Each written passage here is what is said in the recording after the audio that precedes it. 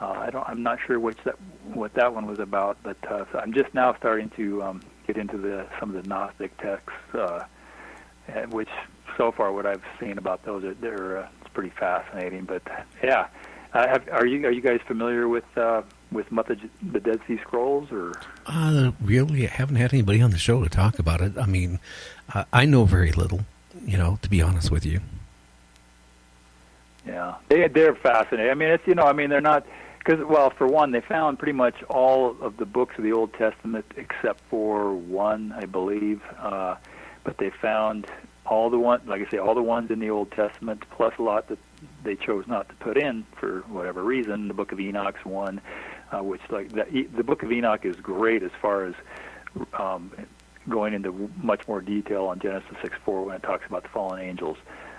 That's where you get the number, the 200. The Book of Jubilees, same thing. It goes into more detail, but it's the same story about that. The Book of Giants, it's so fragmented, but still it's very interesting. There's an actual Book of Noah in there too, and that was kind of interesting because the Book of Noah, he was special. I mean, obviously, if all this did happen as these stories say, which across the planet, there's always these flood stories. I mean, I don't know. I've read anywhere between 270 to 500 flood stories almost on every continent. It's in their legends. And so Noah, his dad, when Noah was born, he resembled like one of the Watchers. The fallen angels, another name for him is the Watchers. But he resembled them, and his eyes were like really bright and everything. And so he thought I think the way I'll read something here out of the Book of Noah, because this is pretty interesting. But and his body was white as snow and red as the blooming of a rose, and the hair of his head and his long locks were as white as wool, and his eyes beautiful. And when he opened his eyes, he lighted up the whole house like the sun, and the house was very bright. Enoch was already in the spirit world. So, I mean, when this is Noah's dad sees his kid, he's thinking his wife was unfaithful with one of these Watchers. So he went, he had to go, and I think he actually converses with Enoch in the spirit world, and comes back, and Enoch tells him, no, she wasn't. He's not one of them. But I found that kind of fascinating that Noah was painted in that light in that book. And of course, the Bible doesn't mention anything about that. They leave all this really fun stuff out for some reason.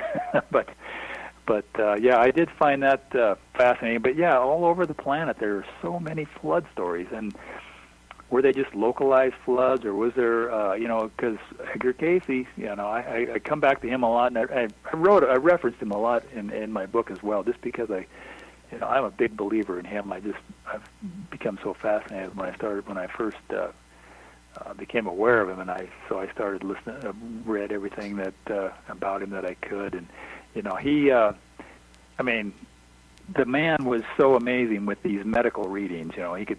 You guys are familiar with Edgar Cayce, aren't you? Oh yeah, yeah. Oh yes. Yeah.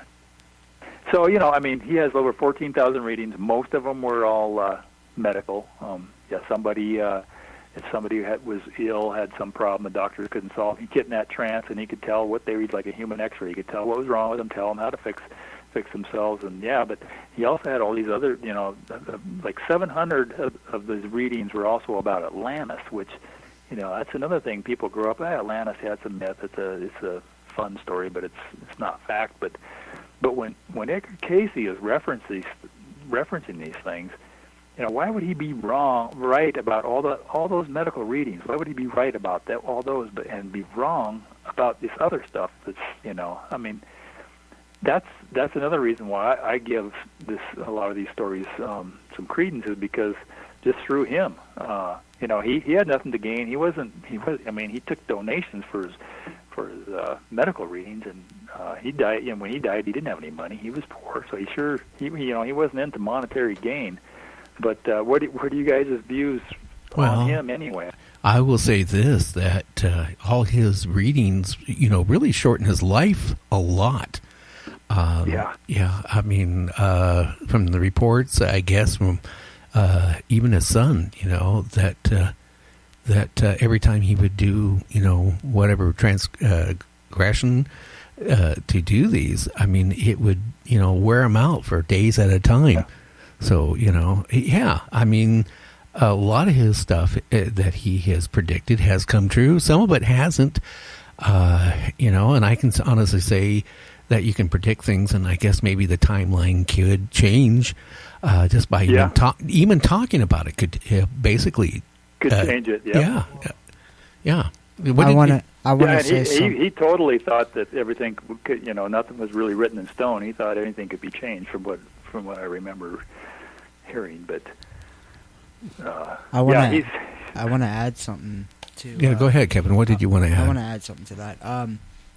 Basically, when we talk right now, we're constantly changing the timeline. Let's say if I was planning to go do something 2 days from now, but 2 days from now I decide I don't want to do it anymore, and that's changing the timeline. Like, I was going to do it, but then you changed your mind. I changed my mind. Or, Kevin, like this, I decide to go. You were going to go rob the 7-Eleven tonight, right? And you told a couple of people. So then you don't rob the 7-Eleven. Exactly. So, that changed the whole timeline because, if you would have robbed 7-Eleven, something would have changed. I mean, the timeline. There's so many different scenarios of what could happen. You could be totally a nice person, could have a bright future.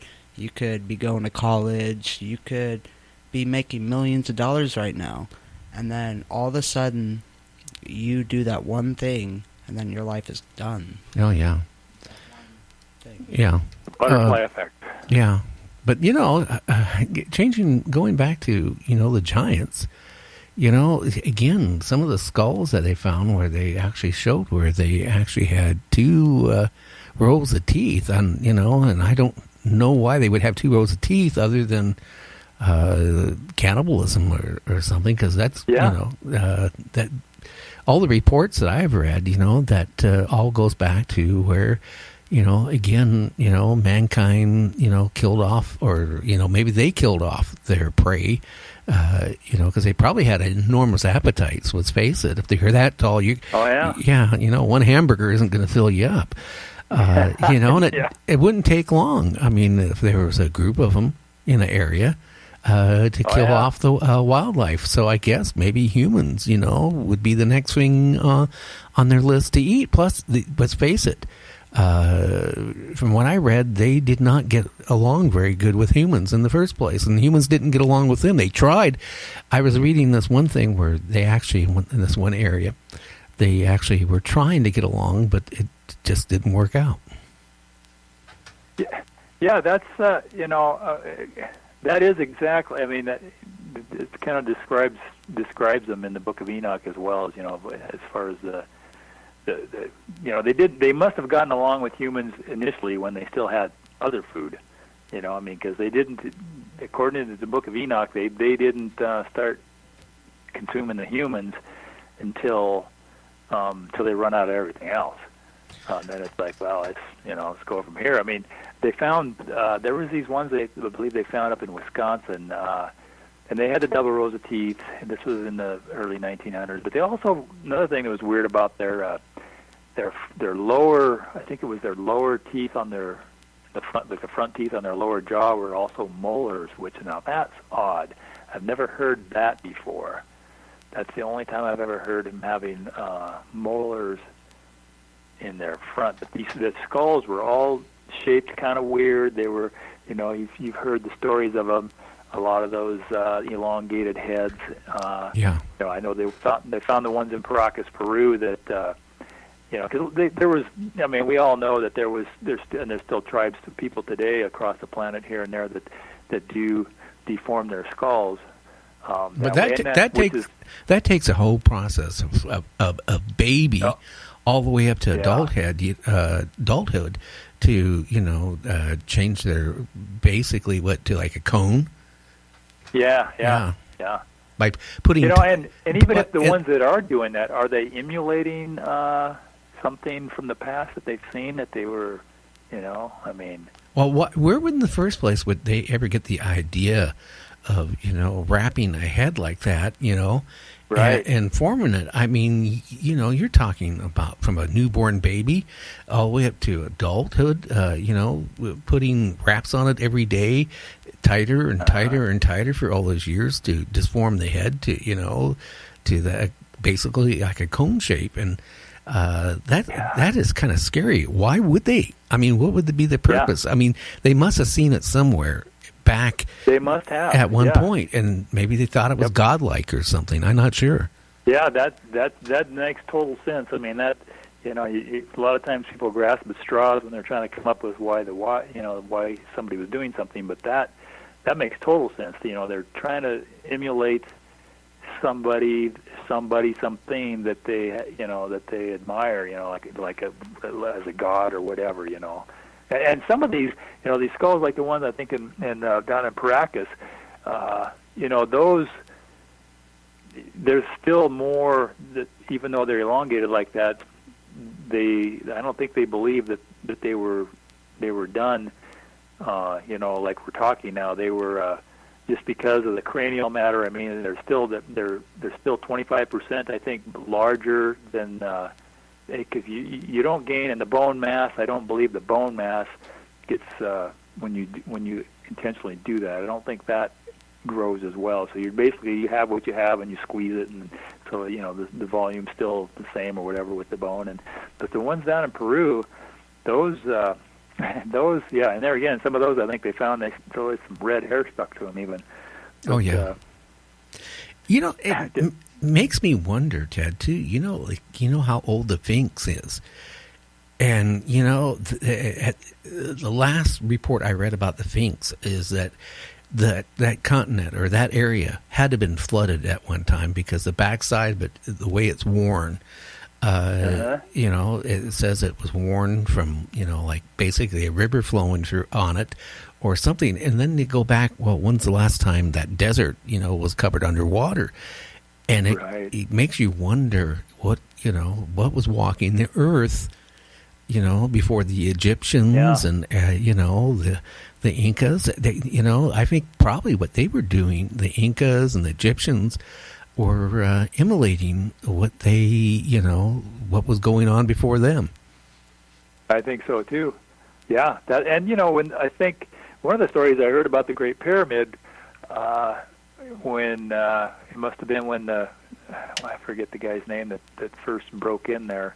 He dug the tunnel in underneath. They couldn't find the door, and he tunneled in there. But there was it wasn't all the way to the top, but on the walls inside there was like salt was encrusted on the walls up to a certain, like I say, it didn't go all the way up. I don't think the King's Chamber had it, but at the Queen's Chamber, I believe there was salt on the walls. And now this is just one story I've heard. I haven't, who knows? But and if there was, if it was a flood, if the thing was flooded with salt water, if it sat there enough time, would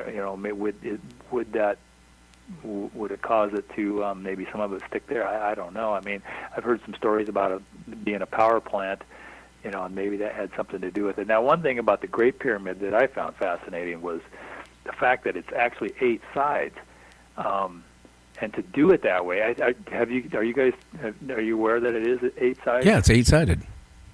Yeah, because a lot of people, you don't. You look and that's the only one that I've seen that is that way. And to build it that way, that's going to take a lot more work. If you're just, it's going to be enough work as it's going to be a heck of an a job as it is just to build one with the sides are flat. But when you make that concave and you have that perfect, so what was the purpose of that? Why would they do that?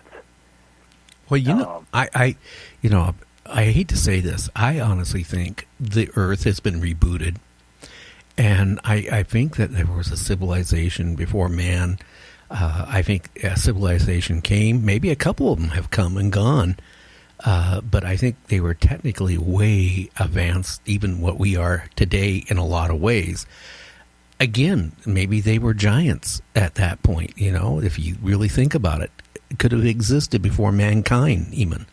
And then, something happened where the world got flooded and rebooted, and only a few of them survived.